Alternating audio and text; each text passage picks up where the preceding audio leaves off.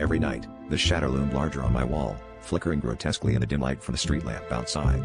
At first, I dismissed it as a trick of the light or a figment of my imagination, but each evening it grew bolder, closer, more tangible. Then came the letter, slipped under my door in an envelope as aged and yellowed as a relic from a forgotten past. My name was written in a familiar script, the one I used to doodle in the margins of notebooks during my teenage years. The date on the letter was exactly 10 years in the future.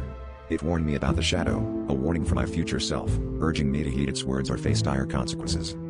I tried to brush it off as a prank, some elaborate joke orchestrated by friends who knew I was easily spooked.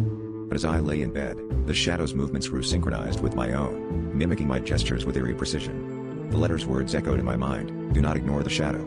It knows your secrets." My heart raced as I realized the shadow wasn't just a trick of the light, it was something else entirely, something that knew me intimately. My days became consumed with paranoia, every flicker of darkness a reminder that the shadow was watching. It was a particularly stormy night when the next letter appeared, this time on my bedside table. "The shadow is your own," it read. "It feeds off your fears, your regrets, and your choices. 10 years from now, you will understand." I felt a chill run down my spine as I realized that the shadow wasn't a separate entity but a manifestation of my own inner darkness. It had grown stronger with each secret I kept, each fear I refused to face. I was living in a constant state of dread, and the shadow thrived on it.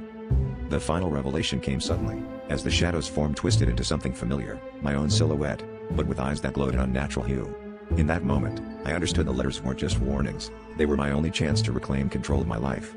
The shadow lunged at me, enveloping me in a suffocating embrace. As I fought to break free, I could only think of the future self who had tried to warn me, and the inevitable truth that my own inaction had brought this terror upon myself.